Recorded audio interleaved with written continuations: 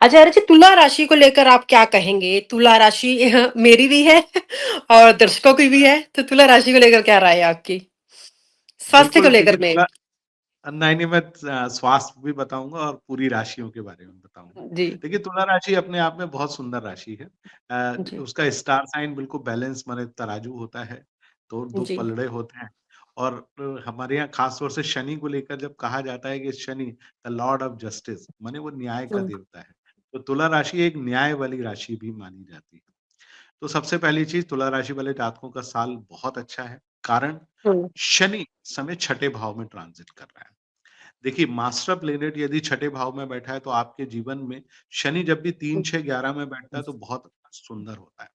अब शनि तो बहुत अच्छा बैठा हुआ है, लेकिन राहु पंचम भाव में बैठा हुआ है, जिसके कारण जो तुला राशि वाले जातक हैं, उनके बॉस यानी उच्च अधिकारी या उनके अधीनस्थ कई बार उनकी बातों को सुनेंगे नहीं।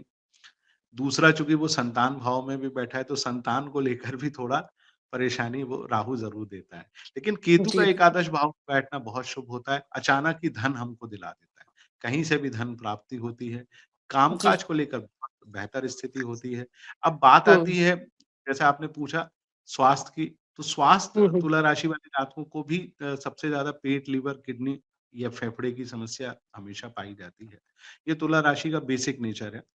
और अच्छा, ख़ास तौर से चूँकि शुक्र तुला राशि का स्वामी ग्रह माना जाता है और इस समय शुक्र की स्थिति यदि आप देखें तो वो बैठा हुआ है तुला राशि से चौथे भाव में यानी मकर राशि में। तो इस समय जो स्वास्थ्य का जो समय है वो थोड़ा ठीक नहीं है। मंगल भी जो सप्तम भाव का स्वामी है जो कि वैवाहिक, सामाजिक, आर्थिक संबंधों का उच्च का होकर हुँ, चौथे भाव में बैठा है, तो थोड़ा सुख में कमी लाता है। एग्रेशन इस समय तुला राशि वाले जातकों को थोड़ा ज़्यादा आ रहा है। तो हुँ, 1 महीने की बात है उसके बाद जैसे ही वहाँ से मंगल और सारे ग्रह निकलेंगे फरवरी में तो एकदम तुला राशि वालों का समय ठीक होगा।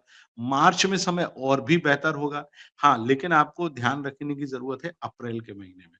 जब जी, अप्रैल में शनि और मंगल एक साथ आकर बैठेंगे, कहाँ छठे हुँ, भाव में, तो वो 1 महीना 2 अप्रैल से 2 मई 1 महीने आपको विशेष सावधानी रखना पड़ेगी, खास तौर से स्वास्थ्य को लेकर। यदि आप वाहन चलाते हैं या खुद ड्राइव करते हैं, तो आप कोशिश करें 1 महीने ड्राइव करने से बचें, क्योंकि उस दौरान वाहन दुर्घटना के योग बनते हैं। इसके बाद जो है मंगल ये सारे प्लैनेट फिर सप्तम भाव में आएँगे, तो थोड़ा संबंधों में उतार-चढ़ाव लेकर आ सकते हैं। यानी संबंधों को फ्लक्चुएट काफ़ी हद तक करेंगे। तो संबंधों का हुँ, थोड़ा ध्यान रखिए। इसी दौरान जो सबसे कमाल की चीज़ होने वाली है कि आपकी राशि से दशम भाव में जून के महीने में गुरु महाराज प्रवेश कर रहे हैं, जो कि सर्वोत्तम समय है आपके जीवन का, माने इस साल का। तो आप जून से लेकर नवंबर चूँकि दिसंबर तक गुरु जो है वो सिंह राशि में प्रवेश कर तब भी आपके लिए बहुत ही बेहतर समय वो हमेशा रहेगा। तो कुल मिलाकर ये कहा जा सकता है कि अभी से लेकर दिसंबर तक का समय बहुत अच्छा है। अच्छा, चूँकि आपने स्वास्थ्य को लेकर एक प्रश्न पूछा था, तो तुला राशि वाले जातकों को एक स्वास्थ्य से जुड़ा हुआ मैं तरीका बताता हूँ जो कि बड़ा कारगर है। यदि तुला राशि वाले जातक सुबह खाली पेट दही खाना प्रारंभ कर लें, कच्चा दही माने जिसमें बिना बघारा हुआ हो, जो कि हम दूध से बनाते हैं, मीठा हो, ज़्यादा खट्टापन ना हो, उसमें थोड़ी-सी आपको यदि सादा द दही खाना पसंद नहीं तो थोड़ी शक्कर मिला लें, पर नमक मत मिलाइएगा, नमक से उसके गुण खत्म हो जाते हैं और शुक्र जो कि आपकी कुंडली में मजबूत होना चाहिए, वो उतना मजबूत नहीं होता, तो थोड़ा-सा दही खाली पेट आप ज़रूर खाना शुरू कर दें। तुला राशि वाले जातक दूसरा एक काम यदि दही खाने से परहेज है। अच्छा आप यदि डायबिटिक नहीं है तो आप थोड़ा-सा सुबह प्रातः काल जब भी आप काम पर निकलें, तो थोड़ी मिश्री खाकर निकलें, तो ज़रूर लाभ होगा। इसके अलावा यदि आप चाहें थोड़ा-सा और बेहतर बनाने के लिए तो सफ़ेद रंग का चंदन आप मस्तक पर ज़रूर लगाएँ, ये भी आपको लाभ देगा। दूसरा तुला राशि वाले जातकों को मैं हमेशा सलाह देता हूँ कि परफ्यूम ज़रूर लगाया करें। सुगंध चूँकि शुक्र की राशि वाली स्वामी वाली राशि है, तो जितना सुगंध उनके पास रहेगी, वो बहुत बेहतर रहेगा।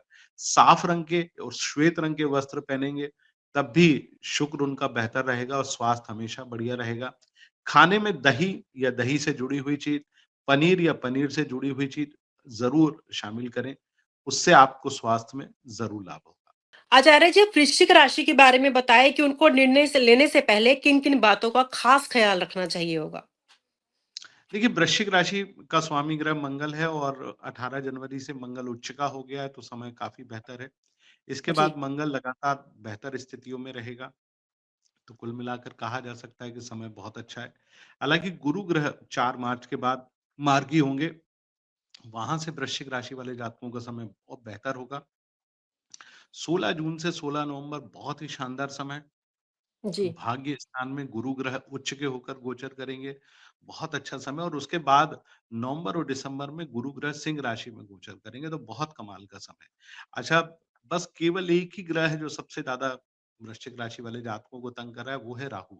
क्योंकि चौथे भाव का राहु कहीं न कहीं माता को कष्ट देता है, सुख में कमी लाता है, रियल एस्टेट प्रॉपर्टी को लेकर परेशान करता है। दशम भाव में केतु है, काम-काज में उतार-चढ़ाव लेकर आता है। कई बार आप जहाँ जिस कार्य में संलग्न हैं, उसी कार्य की तरफ आपको वापस मुड़कर भी आना पड़ता है।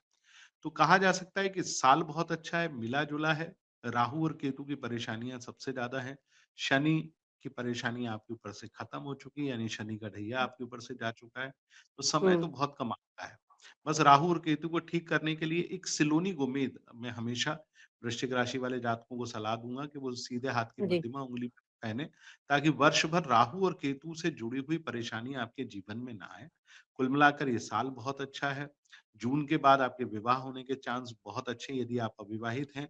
विवाहित हैं और कोई संबंध आपके फ्लक्चुएट हो रहे हैं, यानी उतार-चढ़ाव से भरे हैं, तो वो संबंध ठीक होंगे। राजनीति में यदि आप सक्रिय हैं, तो राजनीतिक कार्यों में जून के बाद से समय बेहद शानदार है, आप ज़रूर संलग्न हों। इसके अलावा संतान को लेकर आपकी कोई जीवन में परेशानी है, तो संतान संबंधी समस्या भी दूर होगी। यदि आप कॉम्पिटिटिव एग्ज़ाम को दे रहे हैं, तो इस साल आप ज़रूर कॉम्पिटिटिव एग्ज़ाम में सफल होंगे क्योंकि ये साल आपके लिए बहुत ही महत्वपूर्ण सालों में से एक है। जी। चलिए बहुत अच्छा है कि आपने बताया कि जिनकी शादी नहीं हो रही, इस साल उनकी शादी हो जाएगी, मुँह मीठा हो जाएगा उनका।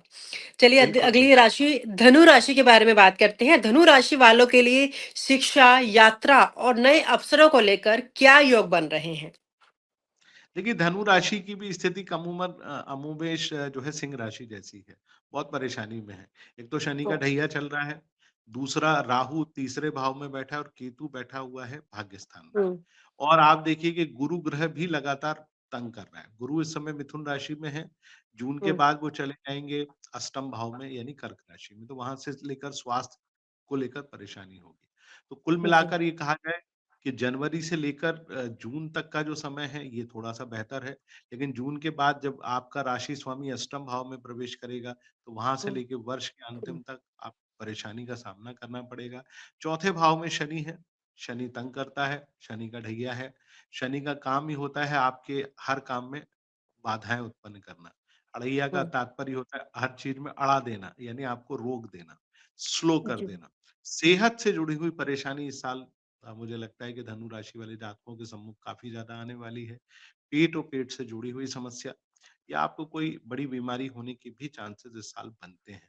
तो मेरा यही कहना है कि आप कुंडली तो दिखाएँ, साथ में आप अपने शरीर का जो चेकअप है, मेडिकल, वो आप ज़रूर इस साल करा लें, ताकि रेगुलर ऐसा ना करवाते रहें।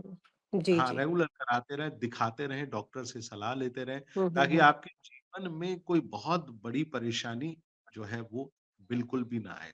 परेशानियों से बचने का यही एक तरीका है। दूसरा, ज्योतिष की रेमेडीज़ तो मैं आपको ज़रूर बताऊँगा। देखिए, गुरु जी, ग्रह की शांति के लिए आपको पुखराज रत्न ज़रूर पहनना चाहिए क्योंकि वो आपका मास्टर प्लेनेट है। जी, पुखराज ना पहन जाए तो पुखराज का जो रत्न होता है जिसको हम सुनहला भी कहते हैं, आप वो पहन सकते हैं। सुनहला नहीं पहन पाए तो आप कोई सोने की अंगूठी को सीधे हाथ की तीसरी उँगली में धारण कर लें। नहीं पहन पा रहे हैं सोने की अंगूठी क्योंकि सोना बहुत महँगा हो गया है, तो आप हुँ, अष्टधातु की अंगूठी भी पहन सकते हैं।